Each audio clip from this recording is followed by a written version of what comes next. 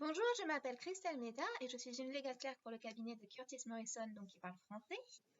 Aujourd'hui, je vais vous parler d'un nouveau procès en préparation. Et en fait, ce procès, c'est l'occasion pour les personnes sélectionnées lors de la Diversity Visa Lottery de 2021 de contester l'application et l'interprétation qui est faite de la proclamation 10-143 du président Biden. La proclamation, son titre, c'est Suspension de l'entrée en tant qu'immigrants et non-immigrants de certaines personnes supplémentaires qui présentent un risque de transmission du coronavirus 2019. En fait, cette proclamation est aussi connue sous le nom d'interdiction de Schengen. Cette proclamation, donc, elle est interprétée comme une interdiction de délivrance de visa, alors que, en vertu de l'article 212F de l'INA, qui est l'Immigration and Nationality Act, en fait son autorité légale, il ne s'agit que d'une interdiction d'entrée. Donc, normalement, il ne devrait pas pouvoir vous interdire de recevoir un visa en se basant sur cette disposition. Donc, nous allons déposer cette action en justice devant la Cour fédérale des États-Unis pour le district de Columbia. Il y a deux dates importantes à retenir. La première, c'est que si vous voulez vous joindre à cette poursuite, il faut le faire avant le 23 mars 2021, qui est la date limite de participation. La seconde date, c'est que nous allons déposer la plainte, donc pour les clients qui se sont à nous, le 30 mars 2021. Pour participer à ce procès, il y a trois conditions.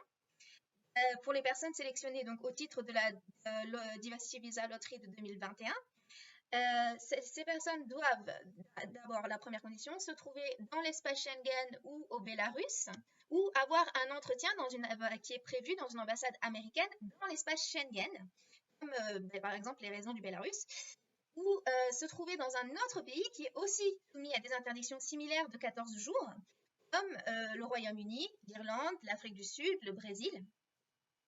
La seconde condition, c'est que votre numéro de visa doit être en fait current ou en cours dans le bulletin des visas. Actuellement, en fait, le nombre qui est présent sur votre première la lettre de notification quand vous avez gagné la loterie, ce nombre doit être inférieur à 12 000 parce que en ce moment, le bulletin des visas, en fait, le nombre, c'est 12 000. La troisième condition, c'est que vous ayez rempli et soumis votre DS260. Le DS260, donc c'est le formulaire que vous remplissez pour obtenir votre visa en fait, une fois que vous avez gagné. Alors, si vous n'êtes pas éligible, vous inquiétez pas, parce que soyez patient s'il vous plaît, parce que en fait, ce cas, c'est juste le premier de prochains cas en fait qu'on fera pour les gens qui seront en cours ou current à ce moment-là en fait. Et les prochains procès seront basés sur la même théorie juridique. Ce qui est du coup donc de ce procès et du coup pour être une partie à ce procès, donc pour participer. Les frais de participation totaux sont de 3 000 $ par famille sélectionnée pour la loterie, la Diversity Visa Lottery, 2021. Que soit la taille de la famille. Donc en fait, vous n'allez pas plus payer s'il y a 5 personnes ou 2 personnes ou 3 personnes. Les frais donc sont payables en deux parties comme suit. D'abord, ce sera 1 000 $ pour commencer le procès, donc, et pour qu'on prenne vos informations et et 2 000 $ lorsque votre famille, donc la famille DV 2021, entrera aux États-Unis. Donc les frais comprendront aussi notre représentation dans le cadre de la procédure consulaire. Pour ce qui est des questions qu'on reçoit le plus souvent, la première question, c'est pour participer, dois-je avoir soumis tous mes documents au Kentucky Consular Center, le KCC? La réponse, c'est non, mais vous devez avoir soumis votre DS 260.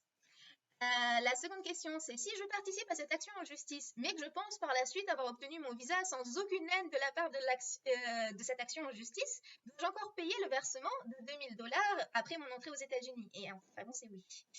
Parce que vous signez un accord, en fait, qui s'appelle un Retainer Agreement, et c'est un contrat.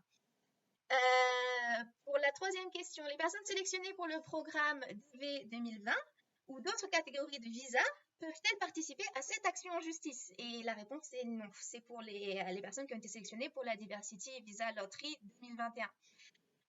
Donc, nous vous remercions pour votre attention et si vous souhaitez vous joindre donc à cette poursuite, il y a un bouton qui dit s'inscrire maintenant et il faut cliquer dessus. et nous donner toutes les informations dont nous avons besoin pour vous additionner à cette poursuite. Merci beaucoup pour votre attention et bonne journée.